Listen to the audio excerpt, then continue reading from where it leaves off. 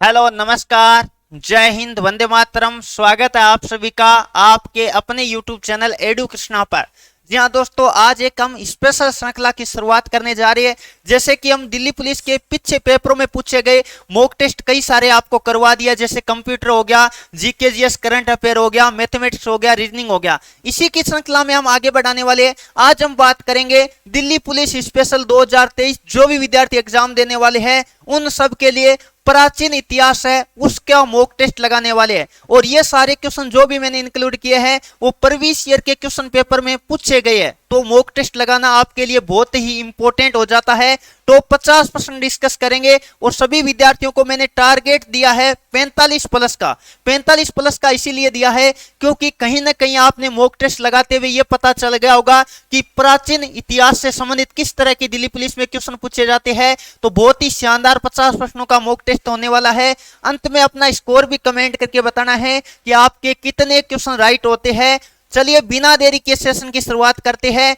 यदि आपको ज्यादा टाइम चाहिए तो वीडियो को आप पॉज कर सकते हैं, अदरवाइज फटाफट कमेंट बॉक्स के अंदर अपना जो उत्तर राइट होता है वो छापते जाइएगा। चलिए पहला क्वेश्चन आपके सामने दे रखा है। सत्यमेव जयते, सत्यमेव जयते शब्द किस उपनिषद से लिया गया है? सत्यमेव जयते आपको पता होगा भारत का आदर्श वाक्य है। भारत का आदर्श वाक्य की बात करें सत्यमेव जयते है, जो कि आपको पता होगा मुंडको उपनिषद से लिया गया है। ऑप्शन नंबर आपका क्या राइट होगा? ए वाला राइट होगा। अब बात कर लेते, यदि मैं बात करूं भारत का राष्ट्रीय गीत वंदे मातरम, वंदे मातरम कहां से लिया गया?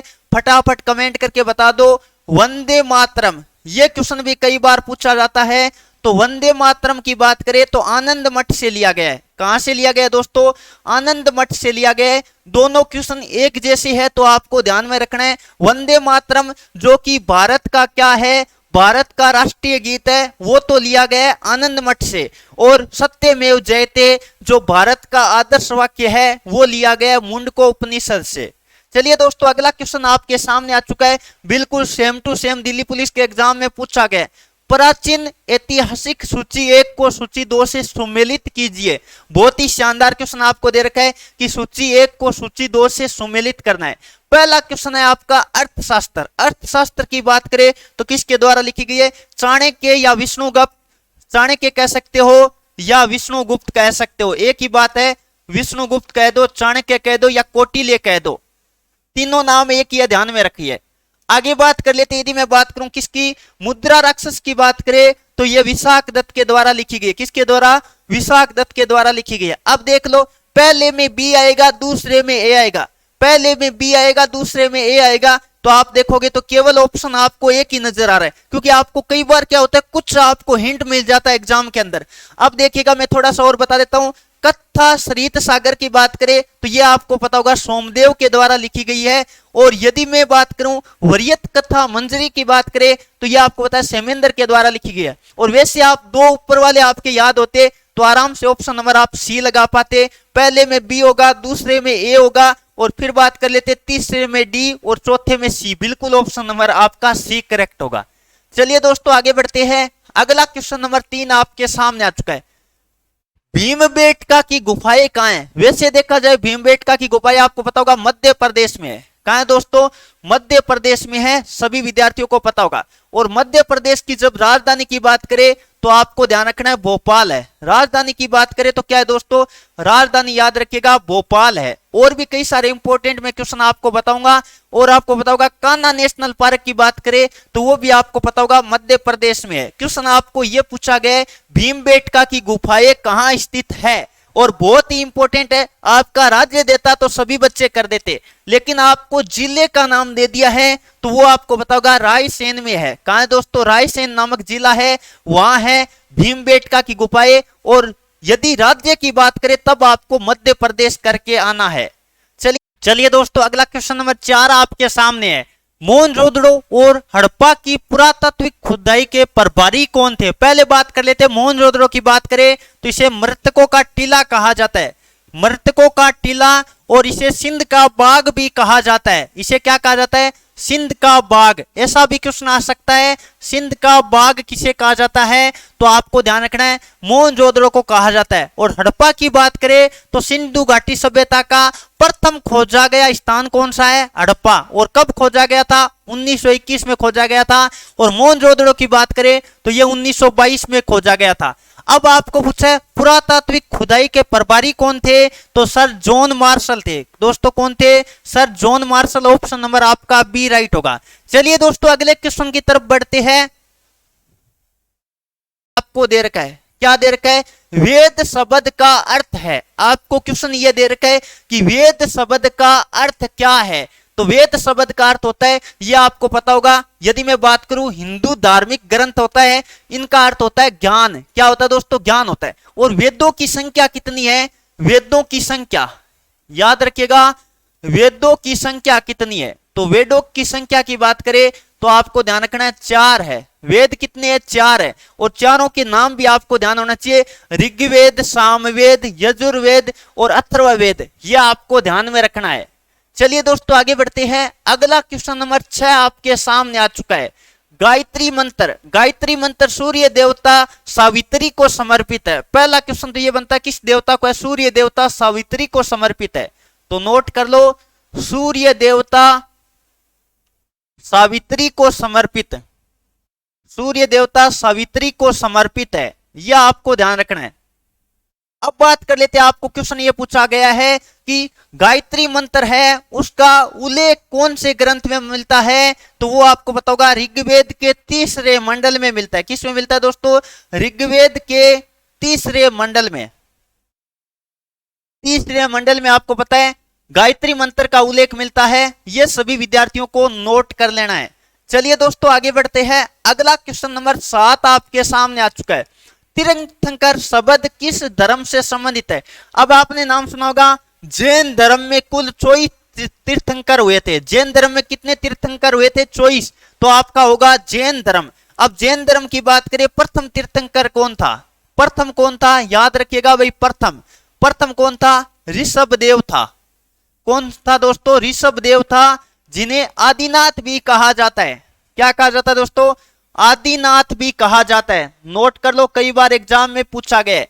आगे बात कर लेते हैं। यदि मैं बात करूं 24वें यानी अंतिम, 24वें यानी अंतिम कौन थे, यह भी आपको ध्यान रखना है, महावीर स्वामी थे। कौन थे दोस्तों, महावीर स्वामी थे। और एक 23वां भी पूछा जाता है। 23वां बताइएगा कौन था, 23वें तीर्थंकर कौन थे, पार्श्वनाथ थे। कौन थे दोस्तों, पार्श्वनाथ थे। महावीर स्वामी से पहले वाले इंपॉर्टेंट है क्योंकि कई बार एग्जाम में पूछा गया है। चलिए दोस्तों आगे बढ़ते हैं। अगला क्वेश्चन आपके सामने, उज्जैन का प्राचीन नाम क्या था। उज्जैन की बात करें, पहले बात कर लेते कौन सी नदी के किनारे है। तो याद रखिएगा क्षिप्रा नदी के किनारे है। कौन सी नदी के किनारे है, उज्जैन है क्षिप्रा नदी के किनारे स्थित है। पहला क्वेश्चन तो यही बनता है और कई बार दिल्ली पुलिस के एग्जाम में पूछा भी गया है।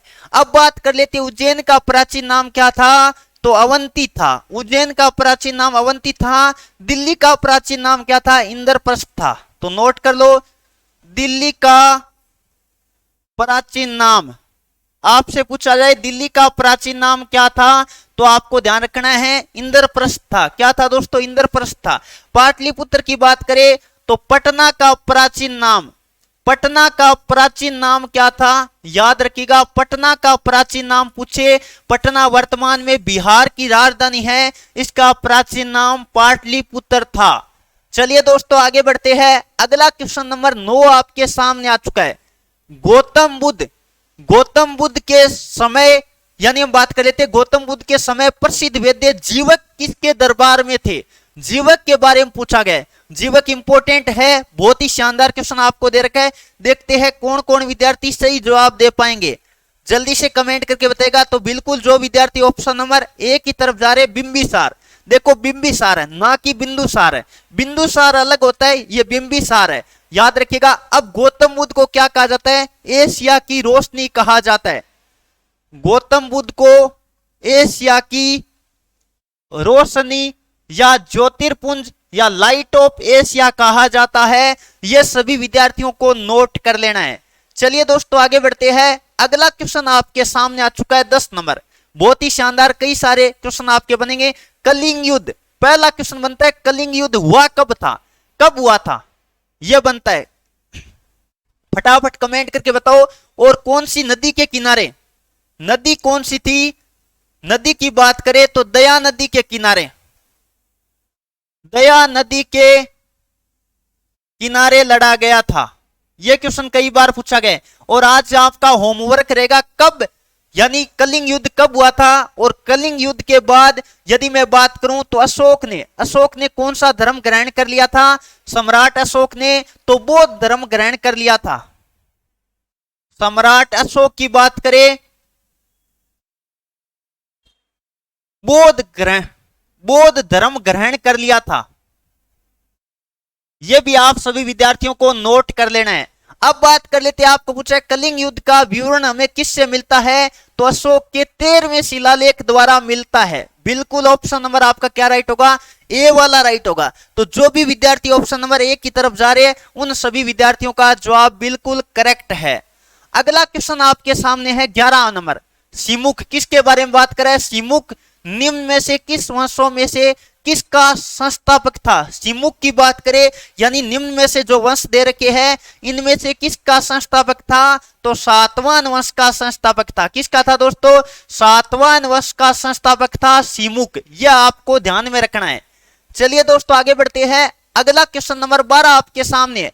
काव्य शैली का प्राचीनतम साक्ष्य किसके अभिलेख से मिलता है? अब देखो बहुत ही शानदार क्वेश्चन आपसे पूछा गया, जो काव्य शैली का प्राचीनतम साक्ष्य किसके अभिलेख से मिलता है? तो आपको बताओगा रुद्रदामन का जूनालेख अभिलेख है। अब बात कर लेते हैं यह है कहां? वर्तमान में गुजरात में है। वर्तमान में कहां है? गुजरात में है। यह भी आप सभी विद्यार्थियों को नोट कर लेना है। वर्तमान में रुद्रदामन का जूनागढ़ अभिलेख है, वो कहां है? गुजरात में है। और गुजरात में गिर नेशनल पार्क और गिरनार की पहाड़ियां भी है, यह भी आपको ध्यान में रखना है। और गुजरात की राजधानी क्या है? राजधानी कमेंट करके बताओ। गुजरात की गांधीनगर है। क्या है दोस्तों? गांधीनगर है, ना कि अहमदाबाद है। अहमदाबाद को भारत का मैनचेस्टर या भारत का बोस्टन कहा जाता है। जो गुजरात का महत्वपूर्ण शहर है अहमदाबाद। चलिए दोस्तों आगे बढ़ते हैं। अगला क्वेश्चन नंबर 13 आपके सामने आ चुका है। गुप्त साम्राज्य का वास्तविक संस्थापक कौन था? अब देखो भाई बहुत ही शानदार है। यदि मैं बात करूं श्रीगुप्त की बात करूं तो गुप्त वंश का संस्थापक था। बिल्कुल गुप्त वंश का संस्थापक था, क्योंकि यह प्रथम था। संस्थापक था क्योंकि यह प्रथम शासक था। क्या था दोस्तों? प्रथम शासक था। लेकिन आप क्वेश्चन को ध्यान से पढ़िएगा, उत्तर कहीं यह मत लगा देना श्रीगुप्त।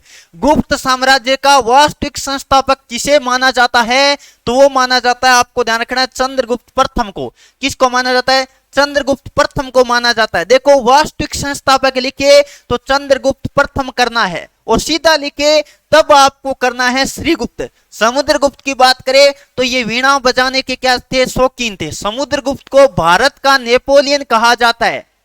याद रखिएगा, भारत का नेपोलियन। भारत का नेपोलियन किसे कहा जाता है? समुद्रगुप्त को भारत का नेपोलियन कहा जाता है। चलिए अगला क्वेश्चन नंबर 14 आपके सामने आ चुका है। हुणों द्वारा भारत पर आक्रमण किया था। बहुत ही शानदार क्वेश्चन दे रखा है। हुणों भारत पर आक्रमण किया था, बात कर लेते हैं, यानी किसके शासनकाल में किया था? क्वेश्चन आपसे यह पूछा गया। ऑप्शन देखोगे तो पता चल जाएगा।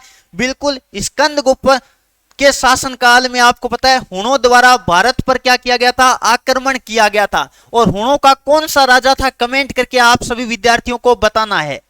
चलिए दोस्तों आगे बढ़ते हैं। अगला क्वेश्चन नंबर 15 आपके सामने आ चुका है। क्वेश्चन क्या दे रखा है? वह चीनी यात्री जिन्होंने भीनमाल की यात्रा की थी। भीनमाल की यात्रा कौन से चीनी यात्री ने की थी? हिंट आपको दे देता हूं, जो हर्षवर्धन के काल में भारत आया था। किसके काल में भारत आया था दोस्तों? हर्षवर्धन के काल में भारत आया था। तो वो था चीनी यात्री हवेन सांग। कौन था दोस्तों? हवेन सांग की बात करें तो याद रखिएगा यह किसके काल में आया था? हर्षवर्धन के काल में भारत आया था। हर्षवर्धन के काल में। यह भी क्वेश्चन कई बार पूछा गया। अब बात कर लेते हैं, यदि मैं बात करूं किसकी? फाहियान की बात करें तो विक्रमादित्य के काल में भारत आया था। विक्रमादित्य जिसे चंद्रगुप्त द्वितीय भी कहा जाता है। और यदि मैं बात करूं, एक इंपॉर्टेंट बनता है, मेगस्थनीज कब भारत आया था, यह क्वेश्चन भी इंपॉर्टेंट बनता है। सभी बच्चे कमेंट करके बताइएगा। चलिए आगे बढ़ते हैं, अगला क्वेश्चन नंबर बात कर लेते हैं।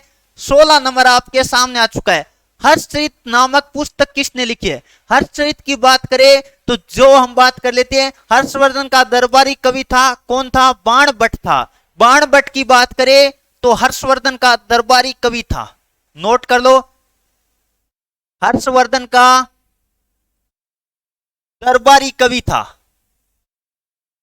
दरबारी क्या था? कवि था। यह आपको ध्यान रखना है। इसका मतलब नाम से पता चल रहा है, हर्षचरित मतलब हर्षवर्धन का वर्णन मिलता है। और यह किसका? बाणभट्ट के द्वारा लिखी गई है। बाणभट्ट की बात करें तो हर्षवर्धन का दरबारी कवि था। बाणभट्ट की बात करें तो एक इनकी पुस्तक है कादंबरी। कादंबरी भी याद रखिएगा किसके द्वारा लिखी गई है? बाणभट्ट के द्वारा ही लिखी गई है। विष्णुगुप्त, यह बात कर लेते हैं। अभी थोड़ी देर पहले मैंने बताया था चाणक्य, विष्णुगुप्त, यह बात करें तो इनके द्वारा अर्थशास्त्र लिखी गई है। आर्यभट्ट की बात करें तो शून्य की खोज। शून्य की खोज किसने की थी? याद रखिएगा, आर्यभट्ट ने। जबकि एक क्वेश्चन आता है, शून्यवाद का जनक, शून्यवाद का जनक किसे कहा जाता है? शून्यवाद का जनक पूछे ना, तब आपको नागार्जुन करना है। क्या करना है दोस्तों? नागार्जुन करना है। दोनों क्वेश्चन अलग अलग है। और नागार्जुन को भारत का आइंस्टीन भी कहा जाता है। चलिए दोस्तों आगे बढ़ते हैं, अगला क्वेश्चन नंबर 17 आपके सामने है। आदि शंकराचार्य द्वारा स्थापित 4 मठ कहां स्थित थे? पहला क्वेश्चन तो दिल्ली पुलिस में एक बार यह पूछा गया था, यानी भारत के चारों कोनों में मठों की स्थापना किसके द्वारा की गई थी? तो आदि गुरु शंकराचार्य के द्वारा की गई थी। और जो चारों मठ है वो कहां कहां है? तो जोशीमठ बिल्कुल है, द्वारका भी है, पूरी है, श्रृंगेरी है। ऑप्शन नंबर जो बच्चे डी की तरफ जा रहे हैं उनका जवाब बिल्कुल सही है। और याद रखिएगा, बहुत ही वेरी वेरी इंपॉर्टेंट क्वेश्चन है। चलिए आगे बढ़ते हैं, अगला क्वेश्चन नंबर 18 आपके सामने दे रखा है। 13वीं शताब्दी में राजस्थान के माउंट आबू में स्थित दिलवाड़ा मंदिर, माउंट आबू कहां है दोस्तों? सिरोही में है। यह भी तो याद रखना है, सिरोही में है। सिरोही राजस्थान में है। कहां है? सिरोही राजस्थान में है। माउंट आबू की बात करें, माउंट आबू की बात करें तो यह आपको ध्यान रखना है। अब बात कर लेते हैं, दिलवाड़ा जैन मंदिर है। दिलवाड़ा के मंदिर किस धर्म से संबंधित है? क्वेश्चन ये भी आता है, तो जैन धर्म से संबंधित है। इसे ऐसे ही बोला जाता है, दिलवाड़ा जैन मंदिर, तो जैन धर्म से संबंधित है। क्वेश्चन ऐसे भी आ सकता है। अब बात कर लेते हैं, आपको यह पूछा गया इनका निर्माण किसके द्वारा? तो 2 भाई थे, बता दो, वास्तुपाल और तेजपाल। कौन थे दोस्तों? तेजपाल और वास्तुपाल 2 भाई थे, उनके द्वारा किया गया था। तो नोट कर लो, तेजपाल और वास्तुपाल के द्वारा जो जैन धर्म के कौन से दिलवाड़ा जैन मंदिर है उनका निर्माण करवाया गया था। तो ऑप्शन नंबर आपका डी राइट होगा। चलिए दोस्तों आगे बढ़ते हैं, अगला क्वेश्चन नंबर 19 आपके सामने। चालुक्य वंश का सबसे महानतम शासक कौन था? चालुक्य वंश का सबसे महानतम शासक कौन था? तो वो आपको पता होगा, पुलकेशिन द्वितीय था। कौन था दोस्तों? पुलकेशिन द्वितीय की बात करें तो वो चालुक्य वंश का सबसे महानतम शासक माना जाता है। चलिए अगला क्वेश्चन नंबर 20 आपके सामने आ चुका है। संस्कृत के कवि और नाटककार कालिदास, और कालिदास जब नाम आता है तो भारत का क्या कहा जाता है? भारत का शेक्सपियर कहा जाता है। भारत का शेक्सपियर किसे कहा जाता है? याद रखिएगा, महाकवि कालिदास जी को भारत का शेक्सपियर कहा जाता है। और इनकी रचना की बात करें, रचना कई सारी इंपॉर्टेंट है। मेघदूत हो गया, नाटक शाकुंतलम हो गया, ये तो वेरी वेरी इंपॉर्टेंट वाली रचनाएं हैं। आपको दे रखा है कवि कालिदास जी का उल्लेख कौन से बात कर लेते हैं? जो नीचे अभिलेख वगैरह दे रखे उनसे संबंधित है। तो फटाफट कमेंट करके बताओ।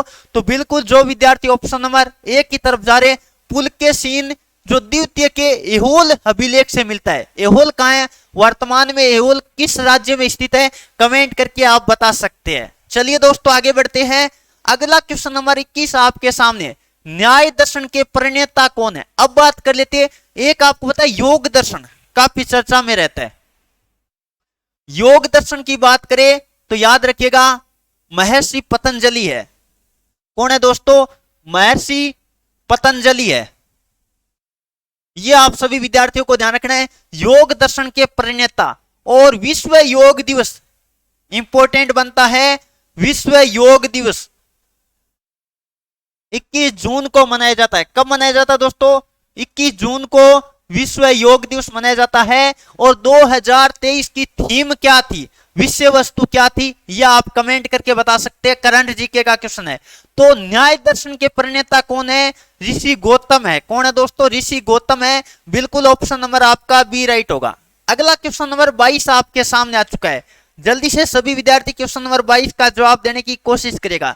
जगन्नाथ मंदिर किस राज्य में? जगन्नाथ मंदिर की बात करें तो सबको पता होगा पुरी में है। कहां है दोस्तों? पुरी में है। कई बार पूछा गया। और पुरी कहां पड़ता है? पुरी पड़ता है ओडिशा में। कहां पड़ता है दोस्तों? ओडिशा में। तो ऑप्शन नंबर आपका भी राइट होगा। केरल की बात करें तो केरल को मसालों का बगीचा कहा जाता है। मसालों का बगीचा किसे कहा जाता है? सभी बच्चे नोट कर सकते हैं। तो केरल को मसालों का बगीचा कहा जाता है। चलिए दोस्तों आगे बढ़ते हैं। अगला क्वेश्चन आपके सामने आ चुका है।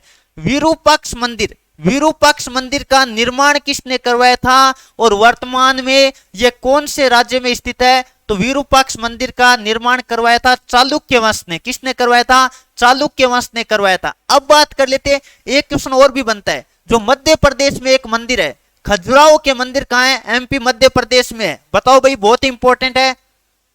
खजुराहो के मंदिर कहां है दोस्तों? याद रखिएगा, मध्य प्रदेश में है। इनका निर्माण किसने करवाया था? निर्माण इनका भी पूछा जाता है। निर्माण करवाया था चंदेल राजपूतों ने या चंदेल शासकों ने।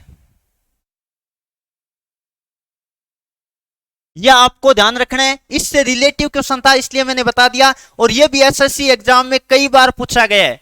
चलिए दोस्तों आगे बढ़ते हैं। अगला क्वेश्चन नंबर 24 आपके सामने आ चुका है। दक्षिण भारत का एक प्रसिद्ध जैन केंद्र श्रवण बेलगोला कहां स्थित है? श्रवण बेलगोला की बात करें तो सबको पता है। राज्य की बात करें तो कर्नाटक में है। कहां है दोस्तों? राज्य की बात करें तो कर्नाटक में है। अब आपको राज्य तो दे नहीं रखा है, जिला दे रखा है। भाई राज्य नहीं दिया, क्या दे दिया? जिला दे दिया। सभी बच्चे देखो कौन सा जवाब आएगा? तो बिल्कुल असम जिला। असम कह दो या असम कह दो। यहां असम लिखा हुआ आया था दिल्ली पुलिस के एग्जाम में, असम लिखा आया था। वास्तविक नाम वैसे हसन है। क्या दोस्तों? हसन जिला है, जो कि कहां पड़ता है? कर्नाटक में। श्रवण बेलगोला, श्रवण बेलगोला तो बहुत ही इंपॉर्टेंट स्थान है, जो किसके लिए? जैन धर्म का मुख्य केंद्र माना जाता है दक्षिण भारत का। चलिए दोस्तों आगे बढ़ते हैं। अगला क्वेश्चन आपके सामने मदुरई की बता देता हूं। मीनाक्षी मंदिर कहां है? मीनाक्षी मंदिर की बात करें मदुरई में है। मीनाक्षी मंदिर की बात करें मदुरई में है। यह आपको ध्यान में रखना है। अगला क्वेश्चन नंबर 25 आपके सामने आ चुका है। कल्याण की राज तरंगिणी, पहले बात कर लेते हैं। राज तरंगिणी पुस्तक है वो किसके द्वारा लिखी गई है? कल्याण द्वारा। इसमें क्या मिलता है? कश्मीर का इतिहास का वर्णन मिलता है। कश्मीर के इतिहास का वर्णन, कश्मीर के इतिहास का वर्णन किस में मिलता है? कल्याण की एक पुस्तक है राज तरंगिणी। अब याद रखिएगा अष्टाध्यायी, अष्टाध्यायी पुस्तक भी इंपॉर्टेंट है। संस्कृत व्याकरण की पुस्तक है, पाणिनि द्वारा लिखी गई है। किसके द्वारा? पाणिनि एक संस्कृत विद्वान थे, जिन्होंने संस्कृत की पहली व्याकरण की पुस्तक, संस्कृत व्याकरण की पुस्तक है। दिल्ली पुलिस में पीछे एक क्वेश्चन आया था, पाणिनि कौन थे? तो संस्कृत विद्वान थे, जिन्होंने संस्कृत व्याकरण की पहली पुस्तक लिखी थी। संस्कृत व्याकरण की पहली पुस्तक लिखी थी, यह भी आपको याद रखना है। अब आपसे यह पूछा गया कल्याण की राज तरंगिणी में वर्णित अंतिम राजा कौन थे? तो जय सिंह थे। कौन थे दोस्तों? जय सिंह थे। यानी ऑप्शन नंबर आपका सी वाला राइट होगा। अगला क्वेश्चन नंबर 26 आपके सामने आ चुका है। दिल्ली शहर की स्थापना किसने की थी? दिल्ली शहर की स्थापना किसने की थी? फटाफट बता दो भाई। तो दिल्ली शहर की स्थापना, और एक मैं कहूंगा श्रीनगर की स्थापना किसने की थी? ये दोनों क्वेश्चन कहीं ना कहीं दिल्ली पुलिस के कोई ना कोई पेपर में जरूर पूछा गया। तो सभी बच्चे बता दो कि दिल्ली शहर की स्थापना। पहले बात कर लेते हैं, दिल्ली कौन सी नदी के किनारे है? यमुना नदी के किनारे है। यमुना नदी के किनारे है, यह आपको ध्यान रखना है।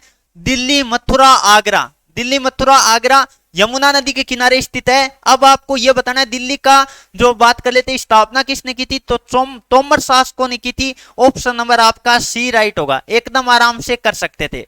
चलिए दोस्तों आगे बढ़ते हैं। पाल वंश का संस्थापक कौन था? पाल वंश का संस्थापक गोपाल था। कौन था दोस्तों?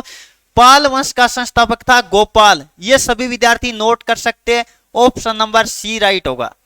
अगला क्वेश्चन नंबर 28 आपके सामने आ चुका है, बहुत ही शानदार। और इस तरह का शब्दावली है ना, जितनी भी शब्दावली कृषि से संबंधित है वो एग्जाम में कई बार पूछी गई है। मैंने पीछे दिल्ली पुलिस का कई सारे मॉडल पेपर आपको करवाए, उनमें भी आपने देखा होगा कितनी सारी शब्दावली करवा रखी है। मध्यकालीन भारत के आर्थिक इतिहास के संदर्भ में शब्द क्या है? अर्घट्टा।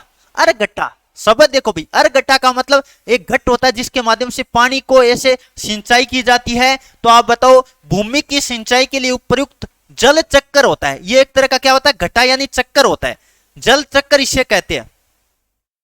जल चक्कर क्यों कहते हैं? क्योंकि इसके माध्यम से सिंचाई की जाती है। आपको पता होगा पुराने जमाने में ये ट्यूबवेल वगैरह मोटर वगैरह तो होती नहीं थी, तो क्या करते थे, भूमि की सिंचाई करने के लिए एक चक्कर बना होता था, उसके माध्यम से जैसे मान लो पानी को कुएं के अंदर से निकालना या कहीं सिंचाई देना, इस तरह से आपको पता है प्राचीन विधियां थी। चलिए दोस्तों आगे बढ़ते हैं। अगला क्वेश्चन नंबर 29 आपके सामने, वह राजवंश जो कन्नौज पर आधिपत्य स्थापित करने के लिए त्रिपक्षीय संघर्ष में उलझे हुए थे। अब देखो, कन्नौज में आपको पता है त्रिपक्षीय संघर्ष हुआ था। वो कौन कौन से शासकों यानी कौन कौन से जो वंश थे उनके बीच हुआ था? तो वो था पाल वंश, बिल्कुल था। गुर्जर परियार कह दो, प्रतियार कह दो, या सीधा प्रतियार भी लिखा सकता है, कंफ्यूज मत हो जाना। और राष्ट्रकूट, तीनों वंश क्या थे? शामिल थे। तो ऑप्शन नंबर आपका क्या राइट होगा? डी वाला राइट होगा। यानी कन्नौज पर आधिपत्य स्थापित करने के लिए त्रिपक्षीय संघर्ष हुआ था। वो किन किन राजवंश शामिल थे? तो पाल थे, प्रतियार थे, राष्ट्रकूट वंश थे, तीन वंश शामिल थे। यह आपको ध्यान में रखना है। चलिए अगला क्वेश्चन नंबर 30 आपके सामने आ चुका है। पैगंबर हजरत मोहम्मद का जन्म स्थल कौन सा है? मक्का है। मृत्यु स्थल की बात करें तो मदीना है। मृत्यु स्थल की बात करें तो कौन सा है? मदीना है। डायरेक्ट ऐसा भी क्वेश्चन आ सकता है, मोहम्मद पैगंबर साहब की मृत्यु कहां हुई थी? तो मदीना में हुई थी। और जन्म की बात करें मक्का में हुआ था। और ये कहां है? सऊदी अरब में है। कहां है दोस्तों? सऊदी अरब में। अब सऊदी अरब की राजधानी और मुद्रा बता दो। सऊदी अरब की राजधानी और मुद्रा बहुत इंपॉर्टेंट है, कई बार पूछा गया। पहले बात कर लेते, इराक की बात करें। इराक की बात करें, राजधानी क्या है? बगदाद है। इराक की राजधानी बगदाद है। ईरान की क्या है? तेहरान है।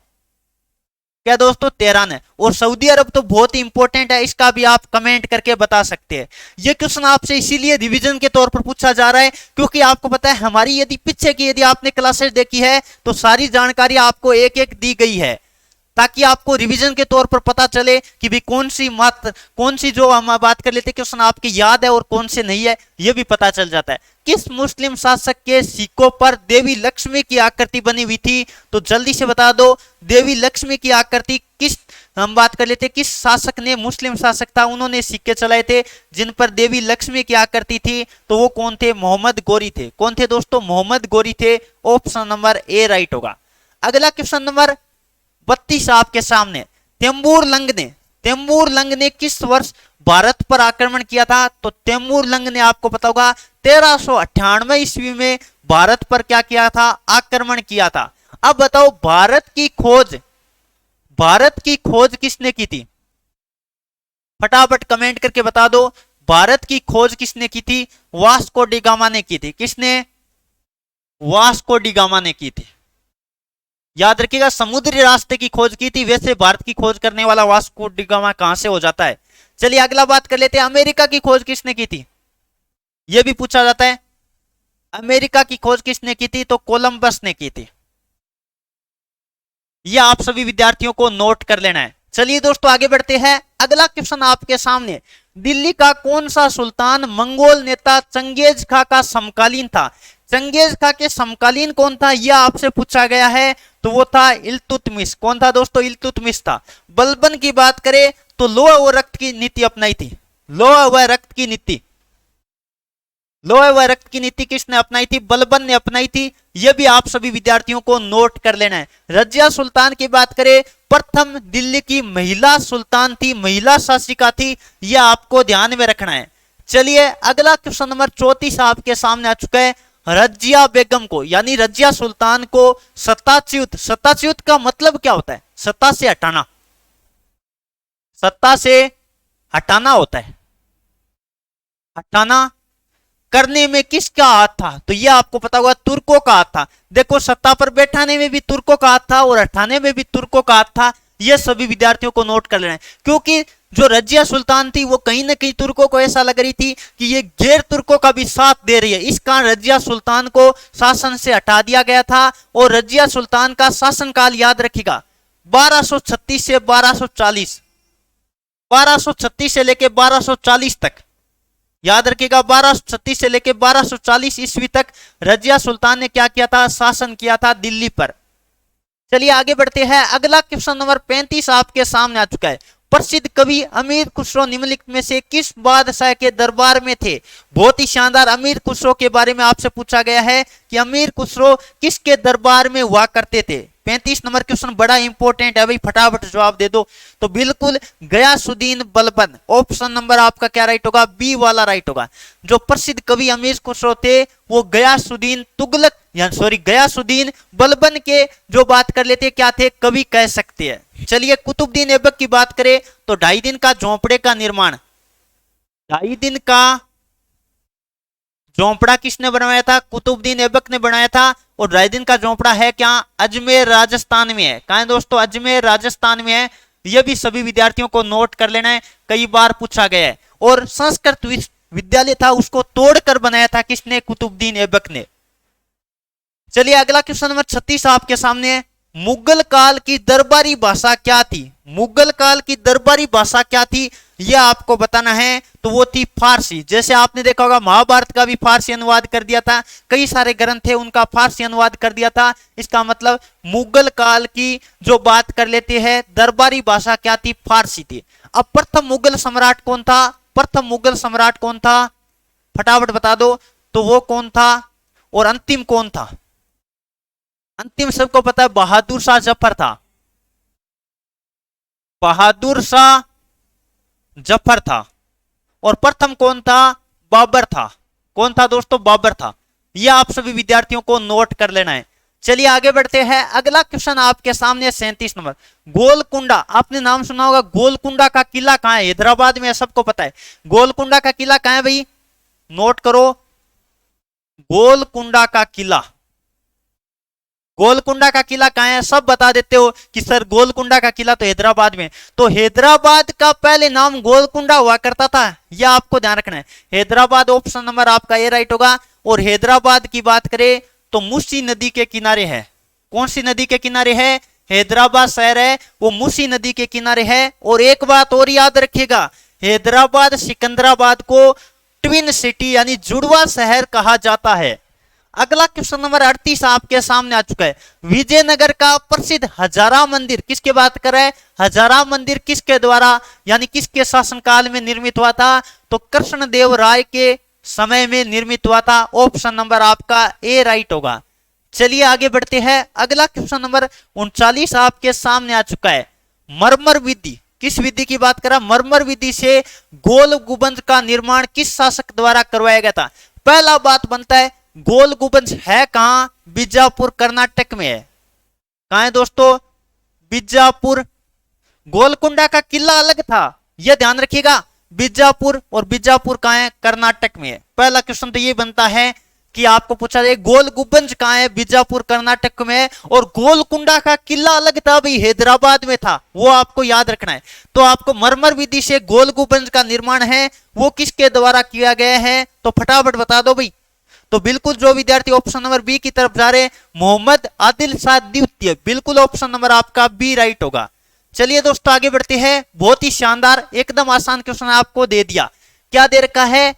बाबर के संदर्भ में निम्नलिखित में से कथनों पर विचार करना है। पहला क्या है? बाबर, थोड़ा नाम से ही लिख देता हूं, बाबर लिख दिया भाई।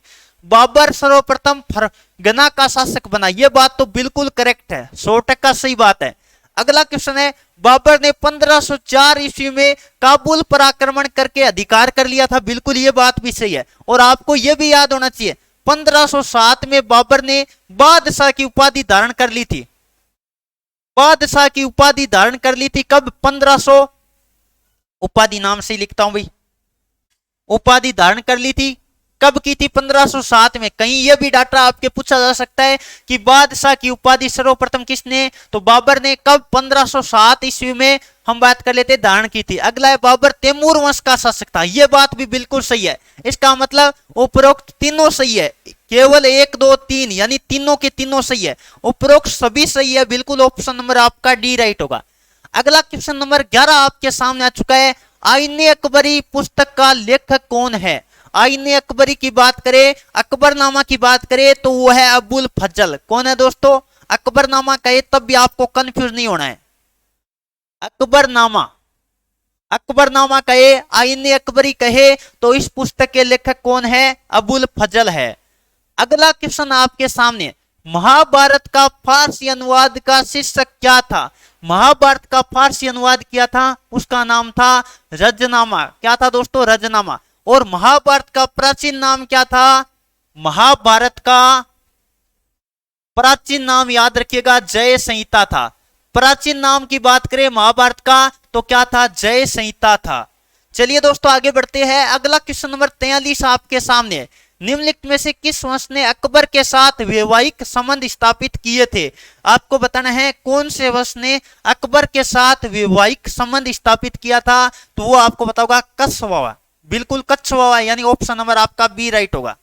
अगला क्वेश्चन नंबर 44 आपके सामने आ चुका है। निम्नलिखित में से किसने नारायण पंडित द्वारा लिखित, कौन सी पुस्तक है नारायण पंडित की? हितोपदेश। कौन सी है? हितोपदेश। क्वेश्चन पूछा गया नारायण पंडित की प्रसिद्ध पुस्तक कौन सी है? हितोपदेश है। इसका फारसी में अनुवाद किसने किया है? फारसी में अनुवाद इसका किसने किया है, यानी वो व्यक्ति कौन है जिन्होंने नारायण पंडित की प्रसिद्ध पुस्तक है हितोपदेश उसका फारसी में अनुवाद कर दिया है? तो वो कौन है भाई? आपका ऑप्शन नंबर क्या राइट होगा? बिल्कुल डी वाला होगा, ताजुल माली है। वो कौन है दोस्तों? ताजुल माली है। अगला क्वेश्चन नंबर 45 आपके सामने, पानीपत का तीसरा युद्ध। पहले बात कर लेते हैं फर्स्ट युद्ध कब हुआ था? फर्स्ट कब हुआ था? 1526 में हुआ था। सेकंड कब हुआ था? 1556 में हुआ था। और थर्ड युद्ध कब हुआ था? पानीपत का तीसरा युद्ध कब हुआ था?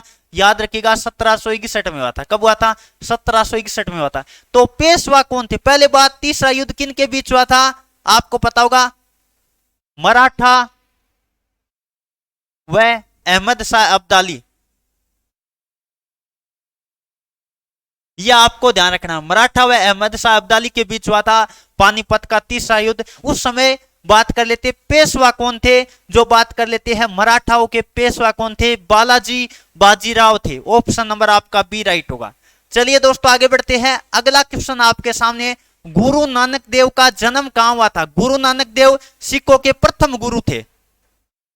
प्रथम गुरु की बात करें सिखों के तो गुरु नानक देव थे। यह आपको ध्यान रखना, उनका जन्म हुआ था तलवंडी। तलवंडी वर्तमान में कहां है दोस्तों? पाकिस्तान में है। कहां है दोस्तों? पाकिस्तान में है। यह सभी विद्यार्थियों को नोट कर लेना है। चलिए दोस्तों आगे बढ़ते हैं। अगला क्वेश्चन आपके सामने है, निम्नलिखित में से कौन सी रचना संत तुलसीदास जी की नहीं है? आपको यह बताना है। बहुत ही शानदार है, देखते हैं कौन कौन विद्यार्थी सही जवाब देंगे।